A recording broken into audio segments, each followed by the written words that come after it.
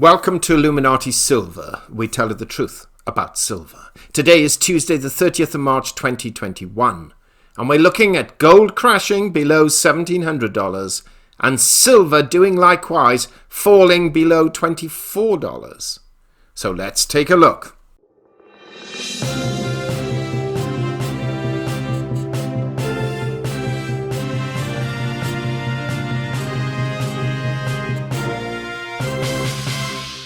When we published our Gold and Silver Weekly Update last Saturday, we highlighted the fact that gold closed the week at $1,733 and silver at $25.08, with a gold-to-silver ratio of 69:1, having risen from 66:1 from the previous week.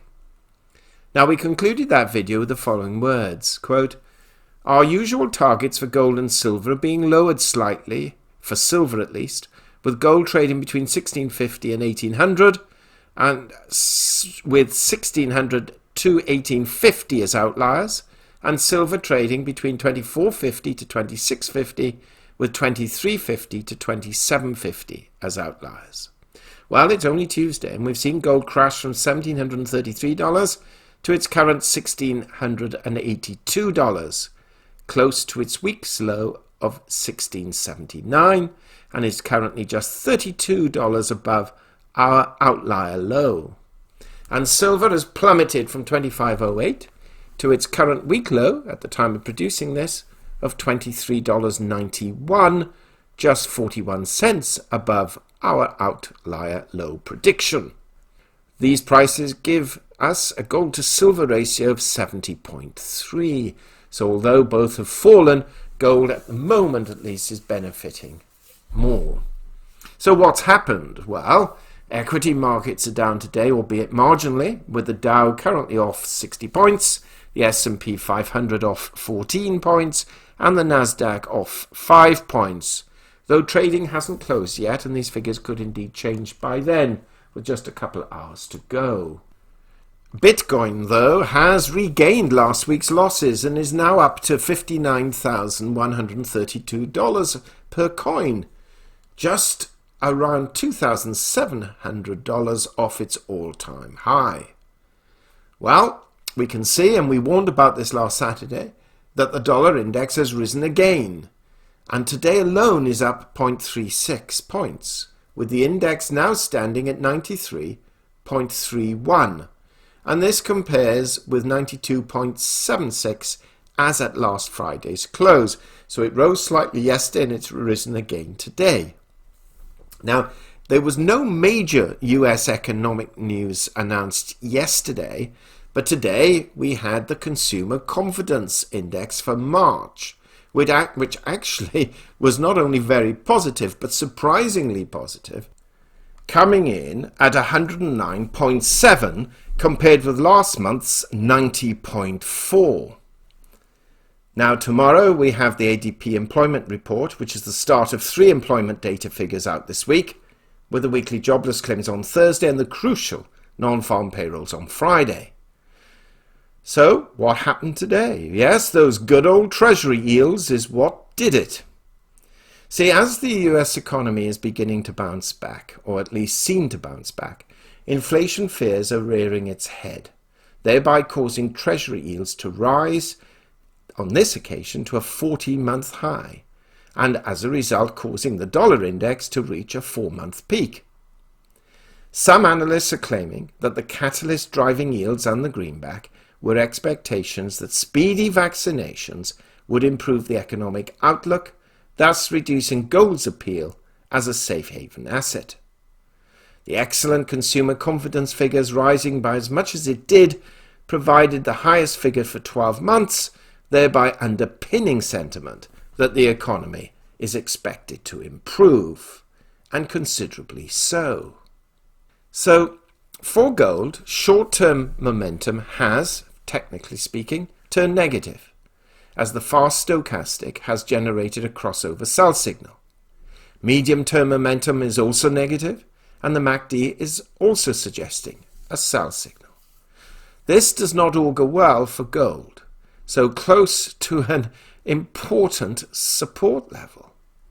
A strong ADP report tomorrow could cause a breach, and certainly a strong non-farm payroll report will, if the breach does not occur tomorrow.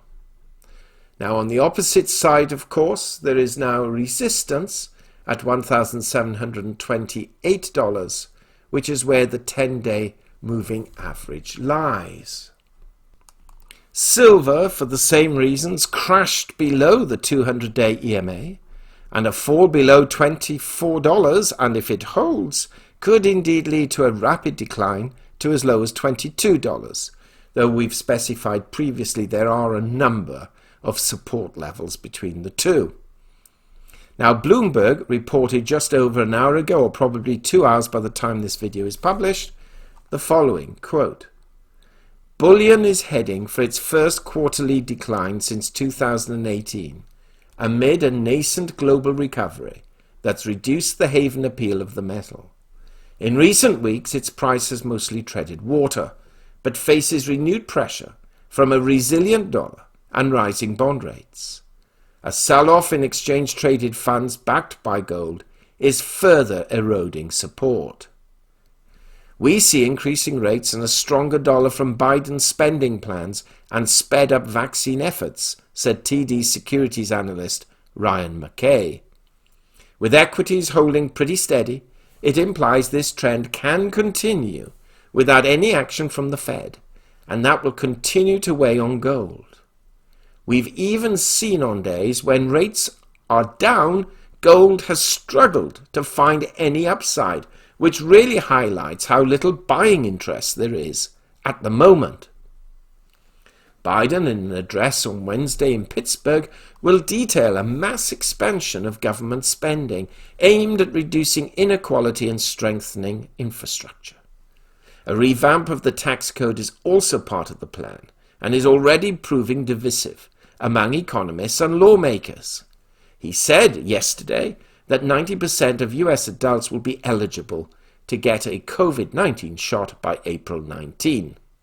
Spot bullion fell 1.6% to $16.85 an ounce by 1:37 p.m. in New York, approaching the level reached earlier this month that was the lowest since June.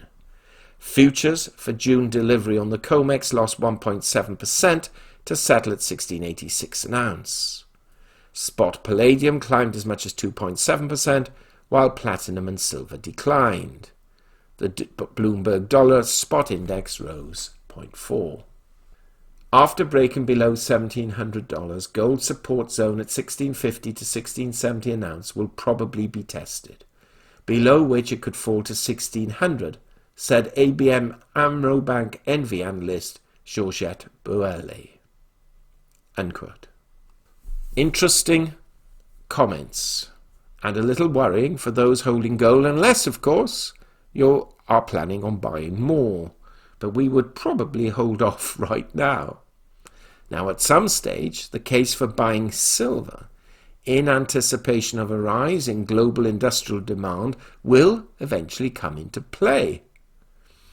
But there is still a lot of silver currently being held, or traded for that matter, for monetary protection purposes, which we are seeing now is being eroded, as, with the potential for rates rising and yields going up, the cost price of holding gold and silver technically increases.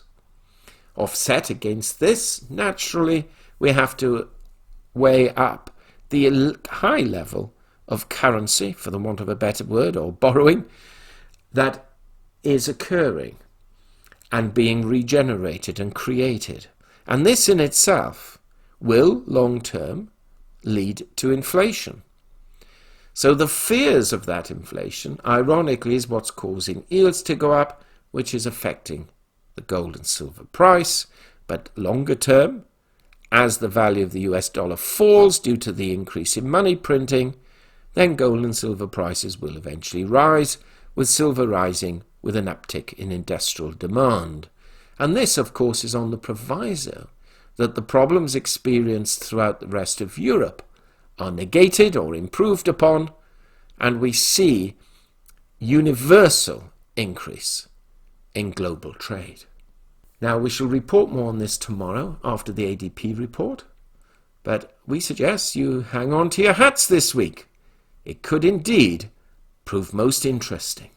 What do you think? Do share your thoughts. Thank you so much for listening, and if you haven't done so, please subscribe to our channel. Not forgetting to press the bell sign so you're notified of our videos as and when they are published. We hope you have found this video interesting and informative, and if so, please give it a thumbs up and share it on social media. Please ensure that you have subscribed to our channel and press the bell sign so that you are notified of any future videos. Also, kindly visit our website at illuminatisilver.com, and if you haven't already done so, please subscribe either as a free or paying member for regular email updates and offers. Disclaimer: Illuminati Silver owners come from a background of banking, international wealth management and economics. Having now retired from these worlds, we are not qualified to give investment advice. Therefore, this and other productions must not be deemed to be giving such advice and merely represent the personal views of its owners.